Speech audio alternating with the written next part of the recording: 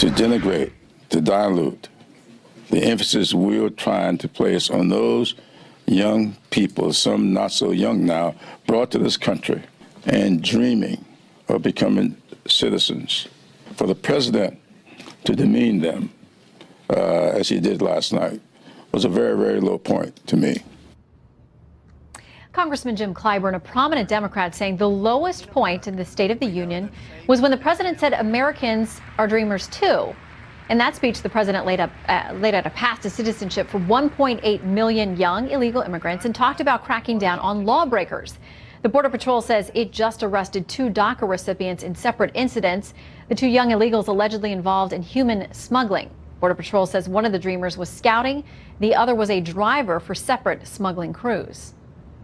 Under DACA, this being involved in a human smuggling event is a violation, and so they'll be held in removal proceedings, in DHS custody, and then ultimately removed from the country.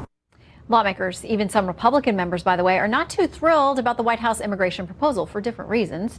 The president calling his plan a fair compromise last night. He said no one gets everything they want, but have negotiations stalled now on Capitol Hill. Let's discuss it with Leslie Marshall, a Fox News contributor and a syndicated radio talk show host, and Larry O'Connor, the radio host on WMAL right here in Washington, D.C., associate opinion editor at the Washington Times. Great to see you both. Hi, Shannon. Leslie and Larry, we've talked about you guys starting your own radio show. You're both so great on the radio anyway. You could have some fun. Okay, so let's talk about the president talking about immigration last night. These are some of the reactions from Democratic senators. Senator Kamala Harris saying he was scapegoating and engaging in fear-mongering. Senator Blumenthal said he come across as the divider-in-chief. Senator Menendez said it was bigotry, and Senator Durbin called it inflammatory. Larry? Yeah. What do you make of that? You know, only a Democrat can hear the president saying that American citizens have dreams in this country and consider that to be a bigoted low point. I wish Kamala Harris was actually more angry about the fact that many unaccompanied alien minors have come into this country, been MS-13 gang members, recruited MS-13 gang members, and murdered, guess what, people in the immigrant community in cold blood because of their vicious gang activities. But Larry, why isn't she more angry about that? But Larry, you know there are a lot of people who say that they are worried that the president talking about MS-13 last night, in the same breath he's talking about immigration, conflates the two, and that's dangerous. It's not good for the president's argument or, you know, advocacy for his plan, and it offends a lot of people. No, I think it actually contextualizes this conversation. And let me repeat the exact words I used because they were the exact words the president used. Unaccompanied alien minors. These are the people who flooded across the border in the last couple of years of the Obama administration. He's not talking about DACA. He's not talking about dreamers. But he is saying that our porous borders and our lack enforcement of immigration policies that happened under Obama have actually brought a criminal element to this country. And that's just fact. Let's bring in Leslie. Okay, because Leslie, the president did lay out what a lot of people think is generous, too generous for some on the right who say he's going to give amnesty essentially to 1.8 million, maybe more people, and that he's kind of trying to meet folks in the middle. This is something that he talked about. He was going to be fair with dreamers, but he also talked a lot in the campaign about, you know, deporting people and all kinds of other things. So a lot of folks think that this for him is a lot of progress on moving to the middle. Senator Tim Scott, a Republican out of South Carolina, said for these Democrats who were upset, he says if he drove them further apart, that may mean they don't want to solve the problem. They want to keep the issue for the campaign. How do you respond?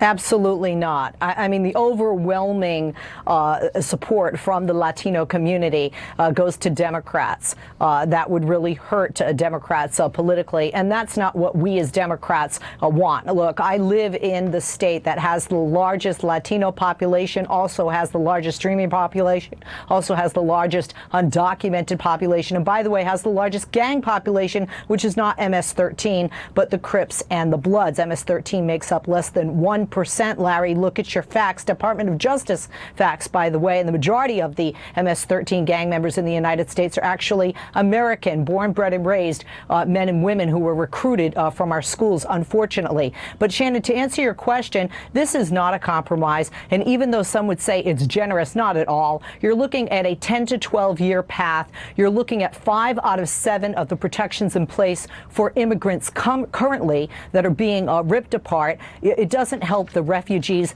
This hurts not just dreamers. This, I believe, puts dreamers farther away from their dream. And the rhetoric that we heard from the president last night if you're giving them a path to citizenship, how does that put them further away from their dreams? Because right now it's deportation. That's their option. Because you're looking at a 10 to 12-year path to citizenship. Remember, some of these dreamers are in their 20s. They're married. 30s, they have children. Adults. They've been here for decades. So first of all, for some, the timeline is just unattainable. Secondly, to me, it should be, because it's a multifaceted problem, and I think both Democrats and Republicans know that it can't just be one piece of legislation, and this is overambitious, I believe, for the president to lump it all together.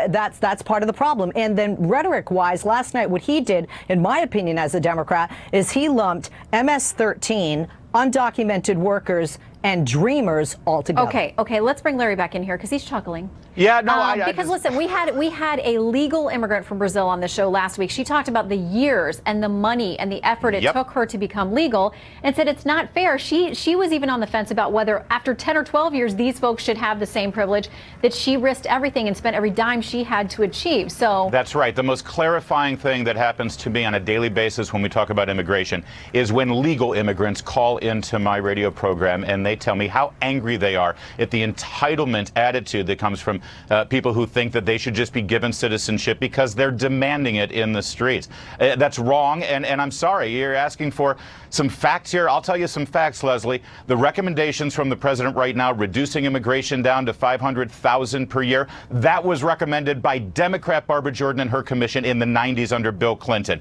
But changing chain migration so it's only children and immediate family, that was recommended by the compassionate Jeb Bush in his book on immigration back in 2013. He's the Republican Democrats love right now compared to Trump. So please stop with the histrionics. This is never going to be solved unless people can actually talk with each other and stop calling each other bigots. that is tough. 10 seconds, Leslie. I want to give you a quick response there.